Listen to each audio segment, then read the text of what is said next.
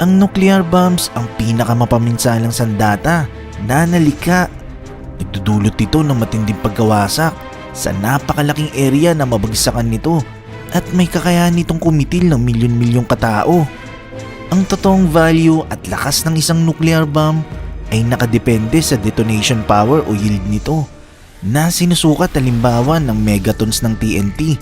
Kung naalala nyo sa nakaraan kong video, nabanggit ko ang B-83 nuclear bomb na mayroong yield na 1.2 megatons ng TNT. Pero hindi yan kasama sa ating top 10 dahil ang listahan natin ay magsisimula sa 6.9 megatons na lakas ng nuclear bomb. Sobrang layo na ng B-83. Ngayon, pag-uusapan natin ang 10 pinakamalakas na nuclear bomb na binase sa explosive power o yield nito at ikukumpara natin siya sa lakas ng atomic bomb na binagsak sa Japan noong 1945. Simulan na natin sa number 10. MK-14 nuclear bomb. Ito ang thermonuclear weapon ng Amerikano na dinisenyo noon pang 1950s. Ito ay experimental design at unang tinest noong April 1954 sa naganap na Castle Union nuclear test. Meron itong yield na 6.9 megatons at approximately mas malakas ito ng 328 times kesa sa atomic bomb na bumagsak sa Nagasaki noong 1945. Ang MK-14 nuclear bomb ay mayroong diameter na 5.1 feet at may haba na 18.5 feet. May timbang ito ng 14,100 kilograms. Number 9. MK-16 nuclear bomb. Ito naman ay mas malaking klase ng thermonuclear bomb ng Amerikano. Ang bombang ito ay sobrang laki na may timbang na 19,050 kilograms at may haba na 24.8 feet. Kabilang ito sa pinakamalakas na nuclear weapons na na-develop dahil sa yield nito na 7 megatons. Mas malakas ito ng 333 times kesa sa atomic bomb na bumagsak sa Japan, na bumagsak sa Nagasaki. Number 8. MK-53 o B-53 nuclear bomb. Ang nuclear bomb na ito ay may yield na 9 megatons. Sa detonation power na meron nito, kaya nitong wasakin ang lahat ng istruktura sa loob ng 15 kilometers radius at kaya pang sunugin ang palibot hanggang 32 kilometers. Ang thermonuclear weapon na to na dinevelop ng United States military noong 1960s ay may kakayang durugin ang mga bunker.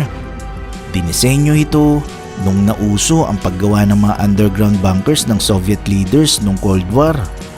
Ang bombang ito ay may bigat na 4,014 kilograms at may haba na 12.6 feet.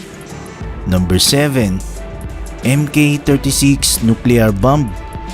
Ito ang thermonuclear bomb ng United States na may napakalakas na denotation power o yield na 10 megatons. Dinevelop ito noong 1950s. May sukat na 12.5 feet ang haba, 5 feet na diameter at may timbang na 8,028 kilograms. Halos lahat ng MK-36 nuclear bombs ay nag-retire na noong 1961 at 1962 at pinalitan na ito ng mas mataas na yield at ito ang B-41 nuclear bomb. Number 6. The Ivy Mike hydrogen bomb. Ito ang pang-anim na pinakamalakas na thermonuclear weapon ng United States. May sukat ito na 20 feet ang haba at may total na timbang na 82 tons. Mayroon itong total yield na 10.4 megatons. Mas malaki ito ng 472 times kesa sa atomic bomb na binagsak sa Nagasaki noong 1945. Kaya nitong lumika ng mushroom cloud na may taas hanggang 56,000 feet in less than 2 minutes. Number 5. MK-24 o B-24 nuclear bomb. Ito ay dinevelop din noong 1950s. Ang MK-24 ang pumapangatlo sa pinakamalaking nuclear bomb na dinevelop ng US. May sukat itong 25 feet ang haba at may timbang na 19,050 kilograms. May yield ito na 15 megatons.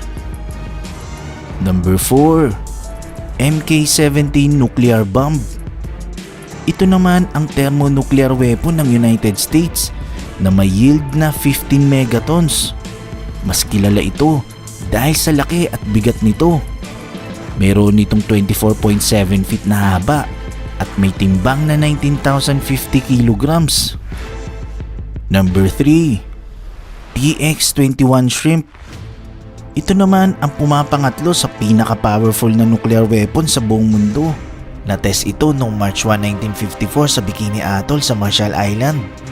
Diyan kinuha yung idea sa movie na Godzilla, na kung saan nung nagkandak ng hydrogen bomb test ang mga American sa Bikini Atoll, nagambala ang Godzillasaurus mula sa underwater environment nito at na-absorb ang sobrang lakas na radiation. Kaya naging Godzilla ito at nagimagsik.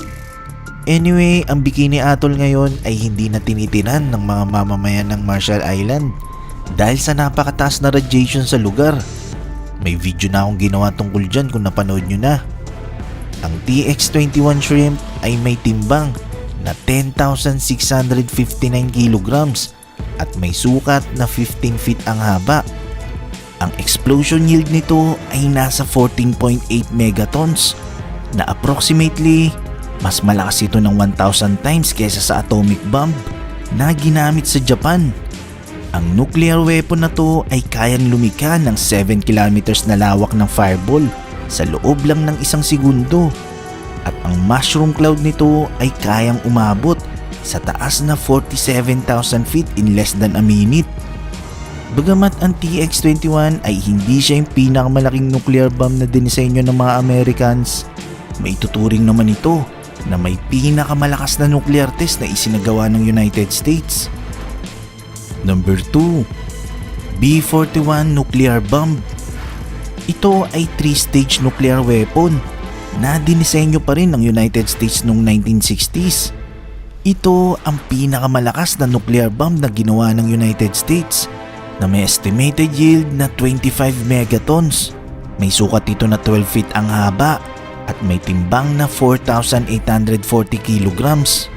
In terms of power nito at sa kakayahan na mangwasak, sa yield nito na 25 megatons, mas malakas ito ng 1,136 times kesa sa atomic bomb na binagsak sa Japan noong 1945.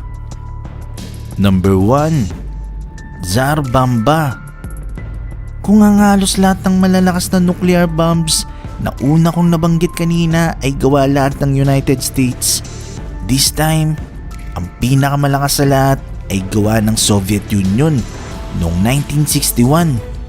Ito ay may timbang na 27 tons. May sukat ito ng 26 feet ang haba at may 7 feet na lapad. Meron itong yield na 50 megatons. Grabe, 50. Halos doble ang lakas nito kaysa sa B-41 nuclear bomb na nasa number 2 natin. Ang Tsar Bomba ay kayang lumikha ng 2.3 kilometers na fireball radius na kayang i-cover ang 1,661 na hektarya. At ang mushroom cloud nito ay may taas na 200,000 feet na halos 7 times na mas mataas ito kaysa sa Mount Everest.